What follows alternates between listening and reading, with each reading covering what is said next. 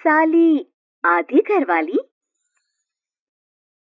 सिमरन की छोटी बहन विभा माँ के होते हुए भी सिमरन के ही पीछे लगी रहती थी।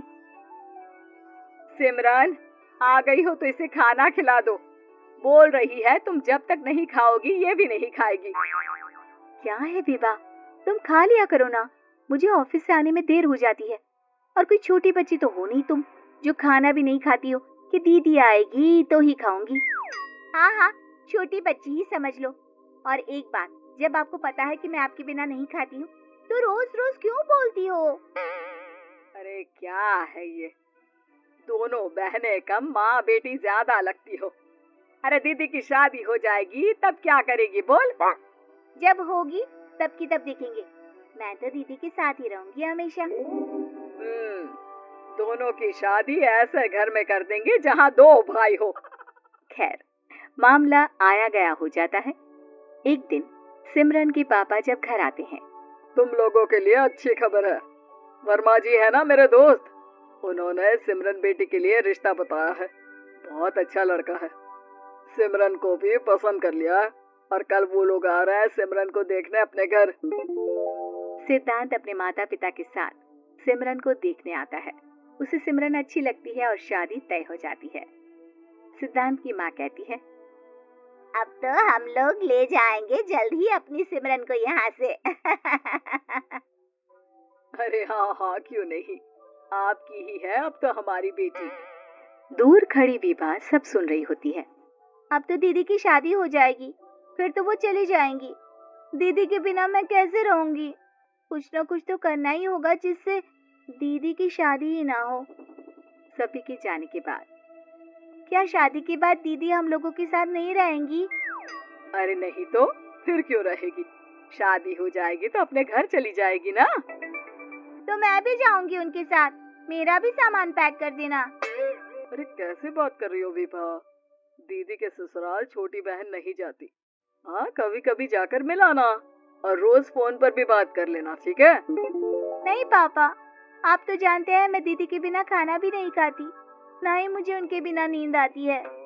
सिमरन बहन की बात सुनकर इमोशनल हो जाती है। अगले दिन से विभा खाना खाना छोड़ देती है। लोगों के लाख समझाने के बाद भी विभा ना खाती है ना ही सोती है। अंत में हार मानकर सिमरन सिद्धांत से मिलती है। सिद्धांत, मेरे मम्मी पापा ने बचपन से ही विभा और मुझे साथ रखा। वो मुझसे बहुत जुड़ी है। मुझे उसकी टेंशन रहेगी शादी के बाद, क्योंकि वो मेरे बिना नहीं रह सकती है। अरे ये तो छोटी सी बात है, वो हम लोगों के साथ हमारे घर में रह सकती है। जब उसकी अकल आ जाएगी या वो समझ जाएगी कि तुम्हारा घर वो नहीं बल्कि ये है, तो हम उसे घर छोड़ाएंगे, ठीक है? सिमरन खुश हो जाती है क्योंकि वो यही चाहती थी। वो माँ पिता से बात कर लेती है। अरे कैसी बात कर रही हो सिमरन, भला बेटी के ससुराल में हम छोटी बहन को कैसे भेज दे, जमाना क्या कहेगा? अरे तो पागल हो गया है, मना कर दे। इस शादी में इन लोगों का तो ये चलता ही रहेगा, कभी बहन यहाँ आ रही है, कभी वो बहन के पास जा रही है। अरे शादी हो रही है, कोई मजाक थोड़ी ना हो रहा है ना बाबा ना। माँ कैसी बात कर रही हो, सिमरन से मैं जुड़ाव महसूस कर रहा हूँ और इतनी सी बात के लिए इतनी अच्छी लड़की को कैसे छोड़ सकता हूँ? सिद्धांत की भी जिद होती है कि वो सिर्फ सिमरन से ही शादी करेगा, और होता भी वैसा ही है। सिद्धांत और सिमरन की शादी हो जाती है और दहेज में आ जाती है विभा। शादी के बाद बुआ सास कहती है, अरे माँ ना, साली आधी घर वाली होती है, लेकिन ये क्या, तुम तो उसे घर ही ले आए। तभी चाची कहती है, सिद्धांत को तो हम लोगों ने सीधा समझा था, लेकिन सबसे तेज तो यही निकला। अरे देखो कैसे दहेज तो नहीं लिया, लेकिन साली पर कब्जा कर लिया। सिद्धांत ने इस और तो सोचा ही नहीं था, लोग उन लोगों के बारे में ऐसी भी बात करेंगे। वो वहां से चला जाता है और चुपचाप अपने कमरे में लेट जाता है। क्या हुआ सिद्धांत, तुम अचानक से परेशान हो गए, कोई बात है क्या? अरे नहीं, वो थक गया था ना, शादी की सारी तैयारी और रस्मों के बीच, सोच रहा हूँ थोड़ा आराम कर लूं। हाँ ठीक है, आप लेट जाइए, मैं विभा का बेड लगा देती हूँ जमीन पर। क्या, वो यहाँ सोएगी? हाँ, बताया तो था कि उसे नींद नहीं आती मेरे बिना। तो तुम आराम से लेटो ऊपर, हम लोग नीचे बिछा लेते हैं। अरे नहीं नहीं, तुम दोनों आराम से लेटो ऊपर, मैं माँ पापा के रूम में जा रहा हूँ।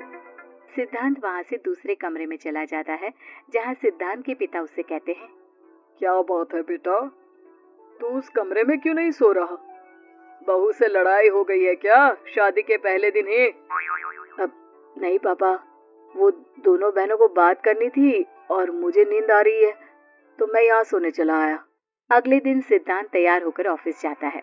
ऑफिस में लंच के वक्त दोस्त कहता है, क्या बात है सिद्धांत, इतना सारा खाना एक ही दिन में?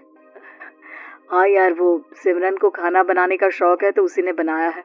यार हम लोगों की तो सिर्फ एक ही बीवी है, इसकी तो दो है ना। सिद्धांत को गुस्सा आ जाता है। कैसी बात कर रहा है तू?